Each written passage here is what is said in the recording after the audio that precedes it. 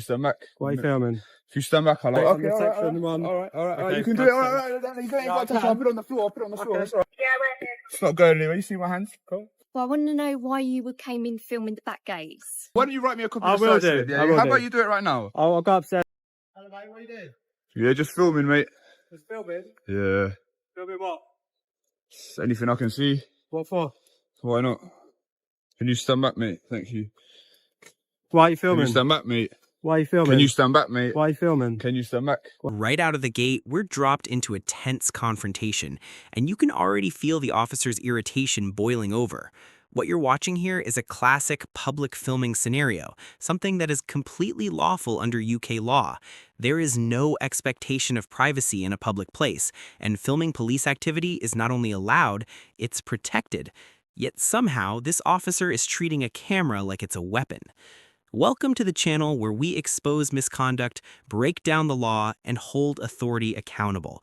If you support independent journalism and real transparency, make sure you hit that subscribe button, because today we've got another example of what happens when ego meets the law and loses. Why are you filming? If you stand back, I'll answer you. Why are you filming? Can you stand back, mate? What's going on? You're not allowed to film police stations. I'm not allowed to police. Okay, film you're police detained at the stations. moment. Underwater. Okay, Okay, under all section one. right. Okay, You can do it. All right. You ain't got to touch. I'll put it on the floor. I'll put it on the floor. Okay. It's all right. It's all right. There's no bother, mate. It's all right. I'll put it on the floor. Outside from our police station, please. I'll put it on the floor. Yeah, we're here. It's not going anywhere. You see my hands? Cool. Yeah, thank you. Why you cuff me? Am I hostile? We're going down. That's what we're checking, mate. You don't have to touch that, bud. Okay, so just for a bit of context, this officer right here has just cuffed me. I don't know if you'll see that footage. This kind officer's just taken me out of cuffs. This is So now we've got context, and it's already worse than expected. The auditor was cuffed before this clip, meaning the officers escalated to physical detention without clearly articulating lawful grounds. That's a serious issue. Under Section 1 of PACE, or even Schedule 7/Section 43 Terrorism Act, officers must have reasonable suspicion, not just curiosity or discomfort. Notice the tone here, polite on the surface, but still probing for justification. Why are you filming sounds harmless, but legally it's irrelevant. You don't need a reason to film in public. This is where many officers blur the line between a consensual encounter and an investigatory stop. Let me ask you, does filming a building automatically equal suspicion of terrorism, or are we watching the early stages of a fishing expedition? the lady. What's your name, sorry? PC Emily Gilroy, Emily Gilroy. Where are you from, Miss Gilroy?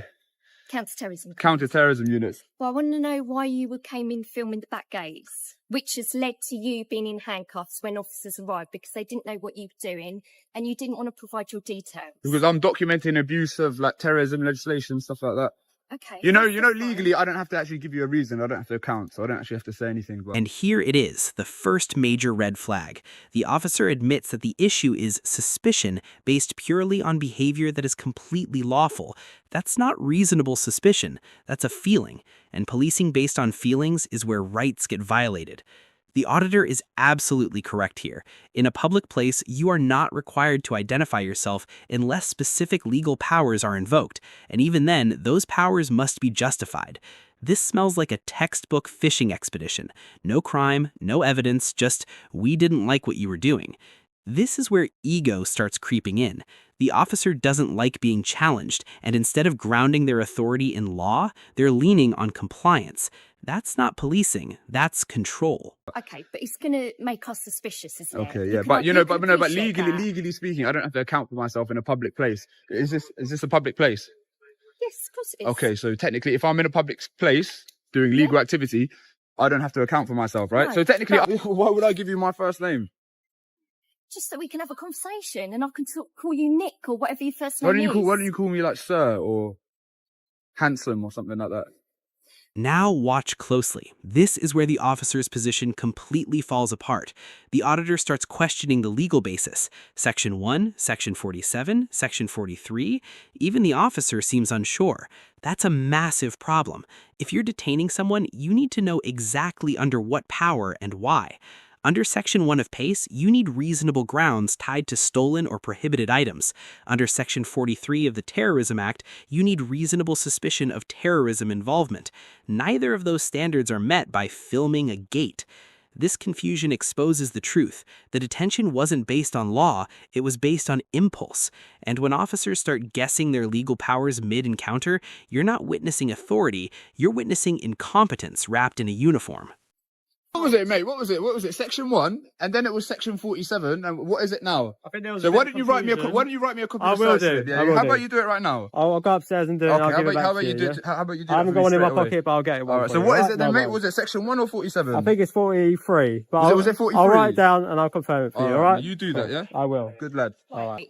And let's get our stories straight. And just like that, the pressure's gone. Notice how quickly the tone shifts once the auditor stands firm and starts citing legal principles. The officer backs off, softens their language, and suddenly it's all polite conversation. That's not a coincidence. That's accountability in action. This is the power dynamic flipping in real time. When citizens know their rights, intimidation stops working. The cuffs come off, the attitude changes, and the officer retreats into damage control mode. But let's not forget, this situation should never have escalated to handcuffs in the first place. The de-escalation isn't proof of good policing, it's proof that the initial escalation was unjustified. Knowledge didn't just help here, it exposed everything. Session is finished. I'm happy with everything. Thank you for talking to me, and I wish you well. All right? So you're Coley Burks. I am Coley Burke. See, how hard was that? We didn't have to do all this. I know, job, Coley. Come on. You do the same if it was outside. Why are you looking at me? I was just seeing if you had a wedding ring on him. Okay, that's... Are you willing to give us your details? I can write them on slip. Don't be stupid, man. Just No? write it. Just write down the thing on the paper, man. Next time someone comes this and films, what are you gonna do? Officer, I've asked you a question. There you go. Come on, let him... There's your slip. Listen to me. Alright. Next time someone does this, don't act like this, all right? Yeah. Yeah, because you know you can get sued. Whatever you say. Whatever I say. And there it is, the classic walkback with a side of passive-aggressive advice. Don't be snowy next time. That's not professionalism, that's bruised ego. Instead of acknowledging the mistake, the officer deflects and tries to save face, but the damage is already done. Let's break it down. Unlawful detention, unclear legal authority, and escalation based on nothing more than suspicion of lawful behavior. That's a fail, no question about it. The auditor, on the other hand, stayed composed, asserted their rights, and exposed the cracks in the system. That's a win. If this continues, complaints and even civil action could follow, because accountability doesn't stop at the roadside. If you want to see more tyrants exposed, hit that like button, check out the original auditor below, and subscribe for more real accountability.